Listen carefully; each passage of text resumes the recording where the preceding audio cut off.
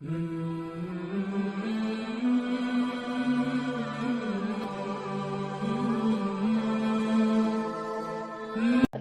سورہ واقعہ شروع ہوگی۔ تعارف یہ ہے اس کا کہ یہ سورہ مکی زندگی کے ابتدائی دور میں صورتوں میں سے ہے۔ ان میں معجزانہ فصاحت بلاغت کے ساتھ پہلے تو قیامت کے حالات بیان کیے گئے فرمائے گئے ہیں۔ بتایا گیا کہ آخرت میں تمام انسان اپنے انجام کے لحاظ سے 3 مختلف گروہوں میں تقسیم کیے جائیں گے۔ ایک گروہ اللہ تعالیٰ کے مقرب بندوں کا ہوگا، یہ ایمان اور علم صالح کے لحاظ سے اعلیٰ ترین مرتبے کے حامل ہوں گے۔ یا اللہ ہمیں بھی ان اعلیٰ ترین لوگوں میں شامل فرما۔ دوسرا گروہ ان عام مسلمانوں کا ہوگا جنہیں ان کے اعمال نامے ان کے دائیں ہاتھ میں دیے تو جائیں گے، اور تیسرا گروہ وہ ہوگا کہ ان کافروں کا ہوگا جن کے اعمال نامے ان کے بائیں ہاتھ میں دیے جائیں گے۔ یا اللہ ہمارا نام اعمال بائیں ہاتھ میں ہرگز نہ دینا، یا اللہ ہمیں شرمندہ اور رسوا نہ کرنا، یا اللہ۔ پھر ان تینوں گروہوں کو جن حالات سے سابقہ پیش آئے گا اس کی ایک جھلک بڑے مؤثر انداز میں دکھائی گئی ہے کہ اس کے بعد انسان کو خود اس کے اپنے وجود اور ان نعمتوں کی طرف توجہ دلائی گئی ہے کہ یہ سب کچھ اللہ تعالیٰ کی عطا ہے، اور اس کا تقاضا یہ ہے کہ انسان اسی کا شکر بجا لا کر اس کی وحدانیت کا اعتراف کرے اور توحید پر ایمان لائے۔ پھر آخری رکوع میں قرآن کریم کی حقانیت کا بیان فرماتے ہیں۔ انسان کو اس کی موت کا وقت دلایا گیا ہے کہ اس وقت وہ کتنا ہی بڑا آدمی سمجھا جاتا ہو، نہ تو وہ خود اپنی موت سے چھٹکارا پا سکتا ہے، نہ اپنے کسی محبوب کو موت سے بچا سکتا ہے۔ لہذا جو پروردگار موت اور زندگی کا مالک ہے وہی مرنے کے بعد انسان کے انجام کا فیصلہ کرنے کا حق رکھتا ہے، اور انسان کا کام یہ ہے کہ اس کی عظمت کے آگے سر بسجود ہو۔ سورت کی پہلی آیت میں ہی واقعہ لفظ آیا جس میں مراد قیامت کا واقعہ ہے، اور اسی کے نام پر اس سورت کو سورہ واقعہ نام دیا گیا ہے۔ الحمدللہ سورہ واقعہ شروع ہوگی۔ اذا وقعت الواقعہ لیس لوقعتها کاذبۃ خافضۃ رافعہ اذا رجت الارض رجا وبست الجبال بسا فكانت هباء منبثا وكنتم ازواجا ثلاثا فاصحاب المیمنة ما اصحاب المیمنة واصحاب المشأمة ما اصحاب المشأمة۔ اس کی 96 آیاتیں ہیں اس سورت کی، اور 3 رکوع ہیں۔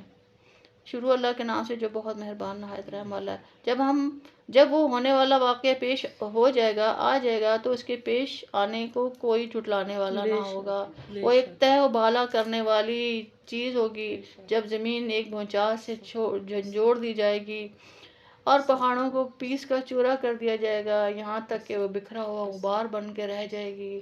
اور لوگوں تم 3 قسموں میں بڑھ جاؤ گے، چنانچہ جو دائیں ہاتھ والے ہوں گے کیا کہنا ان دائیں ہاتھ والوں کا، اور جو بائیں ہاتھ والے ہوں گے کیا بتائیں کہ وہ بائیں ہاتھ والے کیا ہوں گے۔ والسابقون السابقون اولئک المقربون فی جنات النعیم۔ اور جو سبقت لے جانے والے ہیں وہ تو ہیں ہی سبقت لے جانے والے، اور وہی ہیں جو اللہ کی خاص مقرب بندے ہیں، وہ نعمتوں کے باغات میں ہوں گے، شروع کے لوگوں میں سے بہت سے اور بعد کے لوگوں میں سے تھوڑے سے، سونے کی تاروں کی بنی اونچی نشستوں پر ہوں گے، ایک دوسرے کے سامنے ان پر تکیے لگائے ہوئے سدا رہنے والے، اور لڑکے ان کے سامنے گردش میں ہوں گے، ایسی شراب کے پیالے جام لے کر جس سے نہ ان کے سر میں درد ہوگا نہ ان کے ہوش اڑیں گے، اور وہ پھل لے کر جو وہ پسند کریں گے، اور پرندوں کا وہ گوشت لے کر جن کو ان کا دل چاہے گا، اور وہ بڑی بڑی آنکھوں والی حوریں ایسی جیسے چھپا کر رکھے ہوئے موتی۔ یہ سب بدلہ ہوگا ان کاموں کا جو وہ کیا کرتے تھے۔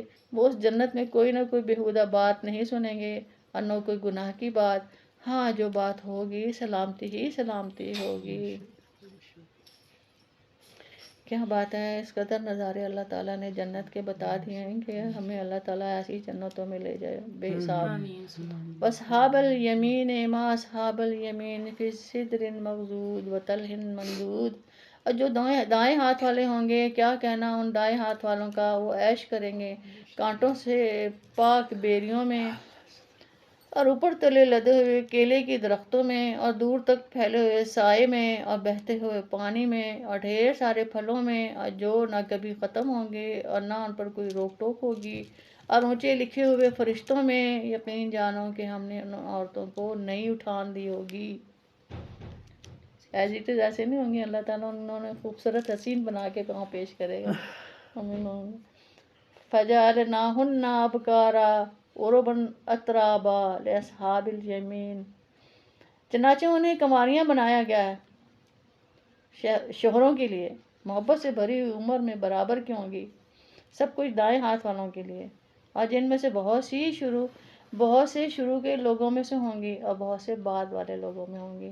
اور جو بائیں ہاتھ والے ہیں، کیا بتائیں بائیں ہاتھ والے کیا ہیں، اور وہ ہوں گے تپتی ہوئی لو میں اور کھولتے ہوئے پانی میں، اور سیاہ دھوئیں کے سائے میں، جو نہ ٹھنڈا ہوگا نہ کو فائدہ پہنچانے والا. یہ لوگ اس سے پہلے بڑے عیش میں تھے اور بڑے بھاری گناہ پر اڑے رہتے تھے. ان کی گناہوں کی عوض ان کو یہ سزا ملے گی. آیت نمبر 47 سے 59. وَكَانُوا يَقُولُونَ أَإِذَا مِتْنَا وَكُنَّا تُرَابًا وَعِظَامًا إِنَّا لَمَبْعُوثُونَ. اور کہا کرتے تھے کہ جب ہم مر جائیں گے اور مٹی ہڈیاں بن کر رہ جائیں گی تو کیا ہمیں دوبارہ زندہ کیا جائے گا؟ اور کیا ہمارے پہلے گزرے ہوئے باپ دادوں کو بھی؟ کہہ دو یقیناً سب اگلے اور پچھلے لوگ ایک متعین دن کی طے شدہ وقت پر ضرور اکٹھے کیے جائیں گے. اور پھر اے جھٹلانے والے گمراہو، تم لوگوں کو ایک ایسے درخت میں سے کھانا پڑے گا جس کا نام زقوم ہے، پھر اسی سے پیٹ بھرنے ہوں گے، پھر اس کے اوپر سے کھولتا پانی پینا پڑے گا. یا اللہ رحم کرو. اور پینا بھی اس طرح جیسے پیاس کی بیماری والے اونٹ پیتے ہیں. یہ ہوگی جزا اور سزا کے دن ان لوگوں کی مہمانی. ہم نے تمہیں پیدا کیا ہے، پھر تم تصدیق کیوں نہیں کرتے؟ ذرا یہ بتلاؤ کہ جو نطفہ تم ٹپکاتے ہو، کیا اسے تم پیدا کرتے ہو یا پیدا کرنے والے ہم ہیں؟ نحن قدرنا بینکم الموت وما نحن بمسبوقین. ہم نے ہی تمہارے درمیان موت کے فیصلے کر رکھے ہیں، اور کوئی نہیں ہے جو ہمیں اس بات سے عاجز کر سکے کہ ہم تمہاری جگہ تم جیسے اور لوگ لے آئیں اور تمہیں پھر سے کسی ایسی حالت میں پیدا کر دیں جسے تم نہیں جانتے، اور تمہیں اپنی پہلی پیدائش کا پورا پتہ ہے، پھر کیوں سبق نہیں لیتے؟ اچھا یہ بتاؤ کہ جو کچھ تم زمین میں بوتے ہو، کیا اسے تم اگاتے ہو یا ہم اگانے والے ہیں؟ لو نشاء لجعلناها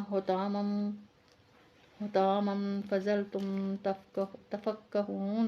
اور اگر چاہے تو اسے چورا چورا کر ڈالیں، اس پر تم بھچکے رہ جاؤ کہ ہم پر تاوان پڑ گیا ہے، بلکہ ہم ہی ہیں بد نصیب. اچھا یہ بتاؤ کہ یہ پانی جو تم پیتے ہو، کیا اسے بادلوں سے تم نے اتارا ہے؟ یہ اتارنے والے ہم ہیں.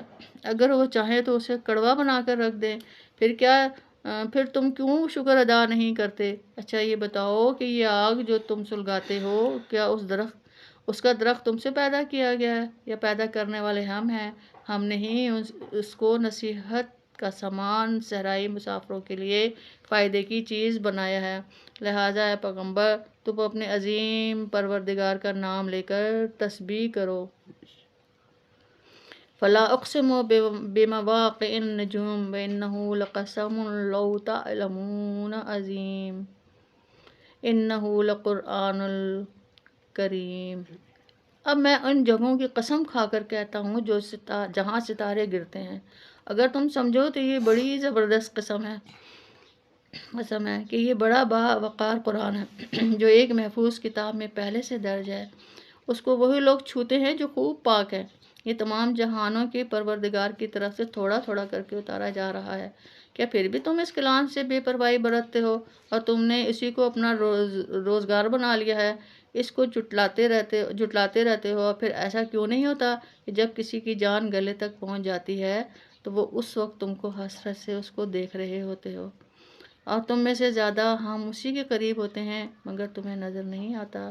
اگر تمہارا حساب کتاب ہونے والا نہیں ہے تو ایسا کیوں نہیں ہوتا کہ تم اس جان کو واپس لے آؤ اگر تم سچے ہو. فَأَمَّا إِنْ كَانَ مِنَ الْمُقَرَّبِينَ فَرُوحٌ وَرَيْحَانٌ وَجَنَّتُ نَعِيمٍ. پھر اگر وہ مرنے والا اللہ کے مقرب بندوں میں ہو، اس کے لیے آرام ہی آرام ہے خوشبو ہی خوشبو ہے اور نعمتوں سے بھرا باغ ہے۔